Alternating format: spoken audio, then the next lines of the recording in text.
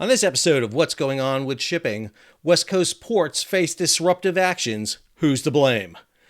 I'm your host, Sal Mercogliano. Welcome to this episode. So, in last week's What the Ship, story number one was the looming fight between the ILWU and the PMA. Well, it has gone up another level here after the weekend, and now a letter has been released by the Pacific Maritime Association alleging the ILWU of illegal action and basically prophesizing the end of the world as we know it unless a resolution comes to the union and the PMA's disagreements. I'll show you the letter and read it in a second. So obviously a lot to digest here. If you're new to the channel, hey, take a moment, subscribe to the channel, hit the bell so you'll be alerted about new videos as they come out. All right, let's get into this stuff. So here's the letter from the PMA. And I just want to read a couple of sections here as it goes. So ILWU Local 13, the union's largest local on the West Coast, has continued to disrupt operations at the ports of LA and Long Beach, the nation's largest port complex. Absolutely true. Largest port complex, I would say. While the union is using new tactics, the result is the same, the disruption of terminal operations. Goes down here. This week, the union has unilaterally delayed the standard dispatch process, which is jointly administered by the PMA and the ILWU. The PMA, the Pacific Maritime Association, is all the shipping companies, both American and foreign, the terminal operators, businesses that associate with the terminals. It's a conglomeration of everyone that operates in the port. The ILWU, the International Longshore Warehouse Union, are the workers in the port. Anyway, the PMA and the ILWU usually jointly dispatch out working crews.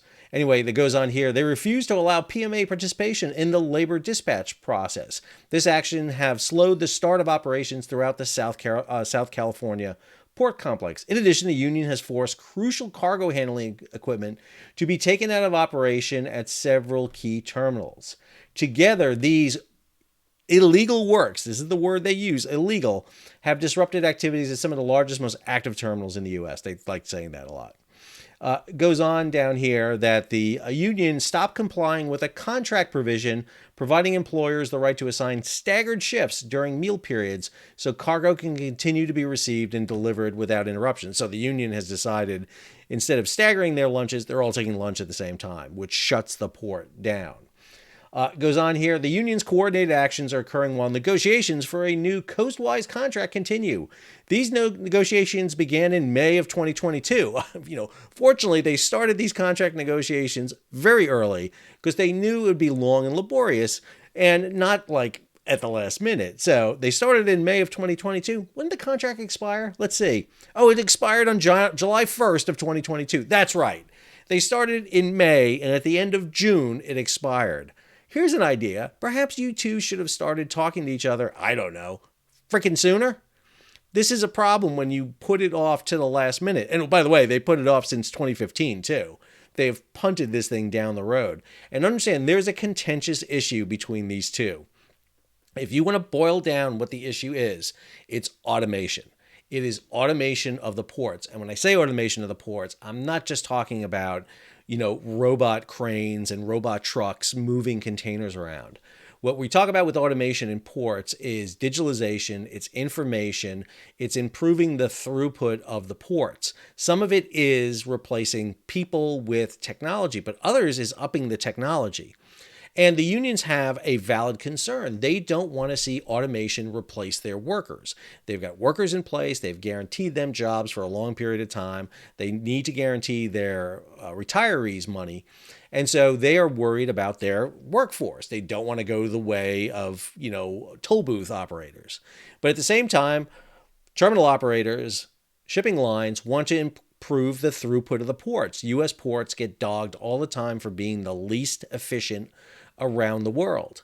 And so there has got to be the medium between the two, where the union is happy with their agreement and at the same time automation is taking place. Now, automation is not going to happen overnight. There should be a way to transition here so that we're staggering this in. It's just a question of making this work with both sides.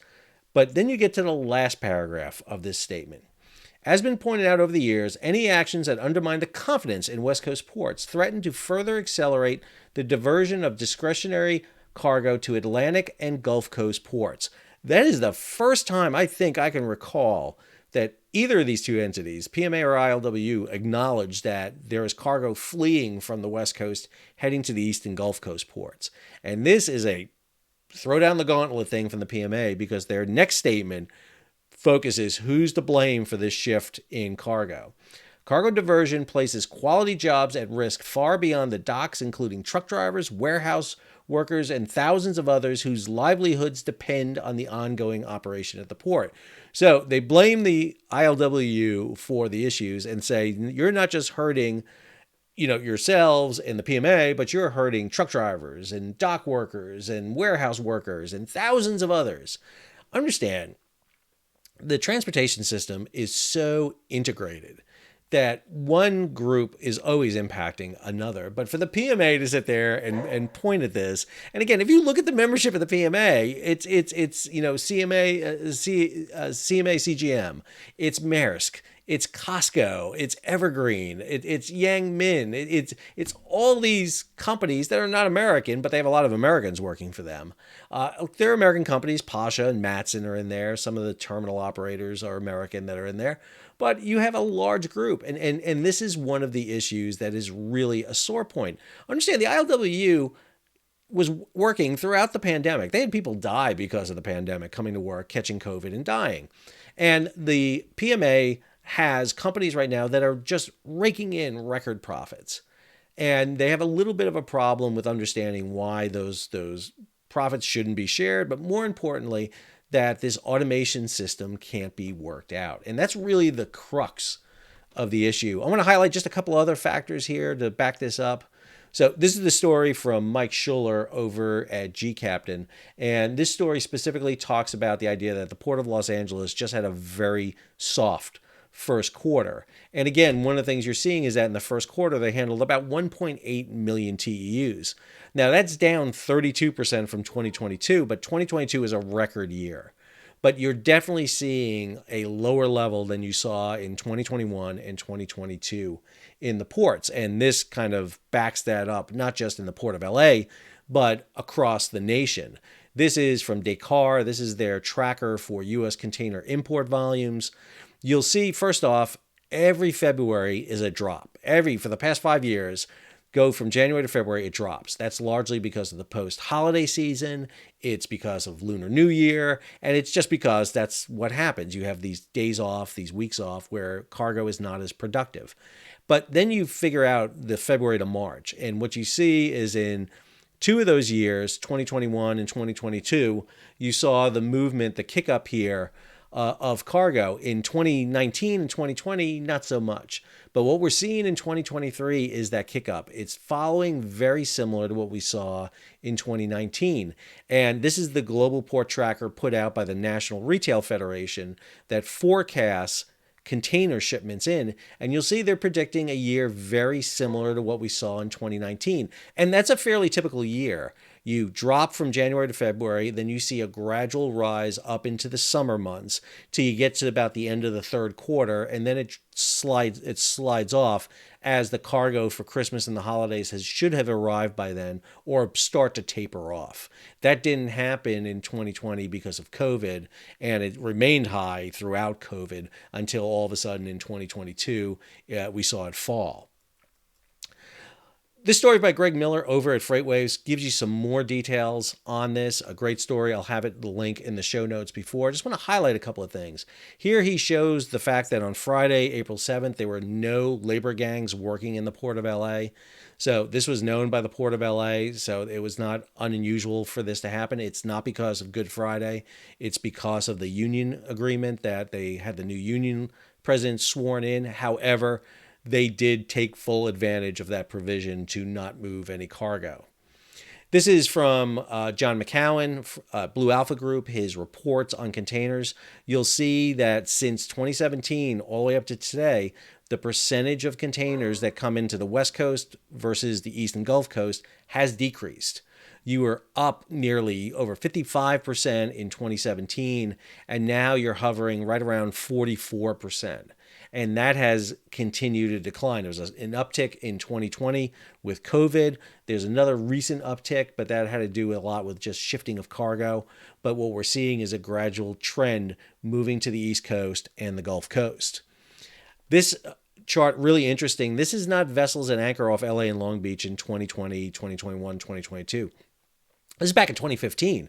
We've seen this happen before, not to the extent that you didn't have 109 ships.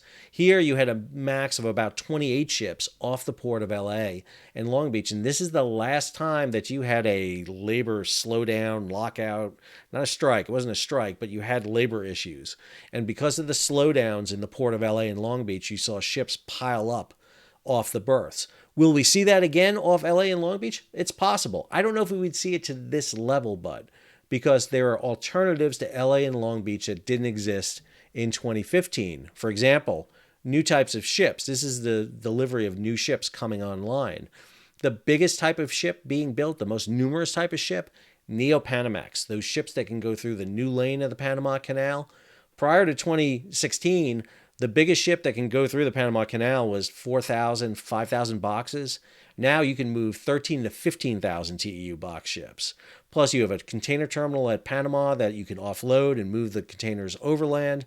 Plus you have ultra large container ships, those ships of over 20,000 TEUs that can haul cargo to Europe and then on smaller feeder ships haul them across. There are more alternatives to LA and Long Beach than there were in 2015. And the PMA warning to that is a good one. You should be aware of that. The ILWU could overplay their hand, in which case you don't see cargo come back to LA and Long Beach in the numbers they had before. Still be big ports. You're never going to see LA and Long Beach not be big ports, but maybe not at that level. So Gene Soroka gave a talk in his monthly report in which he addressed this specifically, and I want to play that portion of the video here. Before we talk to Peter, I'd like to address last week's pause in cargo operations. The ports of LA and Long Beach saw little movement of goods on last Thursday's nightside and Friday's dayside shifts. On Thursday, the ILWU's routine first of the month stop work meeting was held, during which the new president of Local 13, Gary Herrera, was installed, taking over for Ramon Ponce de Leon. That was at Zero Gangs working on Friday. The collective bargaining agreement between the union and the employers guarantees these monthly meetings, which are dedicated to addressing the union's proceedings. Friday's first shift also concluded with little work at cargo terminals, and then operations returned to normal on Friday evening. Good Friday typically sees a lower volume of activity during the morning shift, so the impact to operations was relatively minor. However, this situation captured the nation's attention, and rightly so. It's a reminder that a negotiated labor agreement is crucial in our efforts to regain shipper confidence and bring the cargo back to LA. So that point right there, I think is the big one, is Gene realizes that this is getting national attention, and it does. And there are some people who are going to minimize it, but I got to tell you, you minimize it all you want.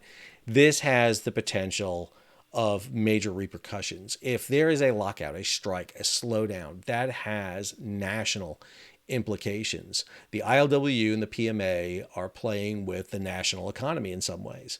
And that's why I think there needs to be some attention devoted to this, at least the attention of get the federal government in there to help mediate this. Let's make sure that this negotiation is going on.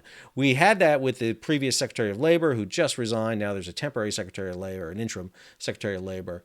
But, whether it's the interim Secretary of Labor, Secretary of Transportation, Secretary of Commerce, this needs the attention of the U.S. because we spent a lot of time talking recently about a Class 1 railway strike, but a shutdown of the West Coast ports, a slowdown, a lockout, whatever you want to call it, would have a detrimental effect on the economy of not just the United States, but the world. Again, you go back to that forecast by the NRF, they're showing that container imports are going to be coming up. And now all of a sudden, if you disrupt that, that's going to be a major issue. We've already got issues with oil disruptions due to OPEC and the Russia-Ukraine war. We've got issues with grain. Create this problem in the ports of LA and Long Beach. And understand, these ports don't just do containers. They do bulk, they do cars, they do oil, they do everything on the West Coast. And if things are not moving in and out of the West Coast, that is going to be detrimental. When 2015 hit, a lot of people don't remember it, but it had a huge economic impact. And one of the things that the unions all remember is the strike of 1934. I mean, that was the issue that resonates. And that was the one that led to really the creation of the West Coast unions because of the labor conditions and how they were treated. It's a big problem. And you should be aware of that, especially if you're shipping cargo or if you're just a consumer buying stuff off the shelf, what a potential strike could mean on the East Coast, on the West Coast. And there are many people who are anti-union, and I understand that. And there's many people that are pro-union. I understand that too. And whether you like unions or not, understand that there needs to be a reconciliation about this issue of automation and how they're going to handle it and update those ports. We want improved ports. We want ports that can move cargo faster. At the same time, we want Americans having jobs. We want them having good paying jobs so that they can buy the goods coming off the ships. It doesn't do any good to increase the flow of goods into the United States if no one could buy anything. We need to make sure we're balancing all that, and that is the key to this issue. I hope you enjoyed today's video. If you did, take a moment, subscribe to the channel, hit the bell so you'll be alerted about new videos as they come out. Leave a comment. Hey, leave a comment. PMA, ILWU, leave a comment. Let me know. If I got something right, wrong, tell me. I get notes all the time. I'm more than welcome to get feedback from everybody. Give it a thumbs up. And if you can, support the page. How do you do that? Well, you can hit that super thanks button down below where you can contribute directly to the page, or head on over to Patreon where you can become a patron of the channel, either monthly or yearly subscriptions. Until our next video, this is Sal, signing off.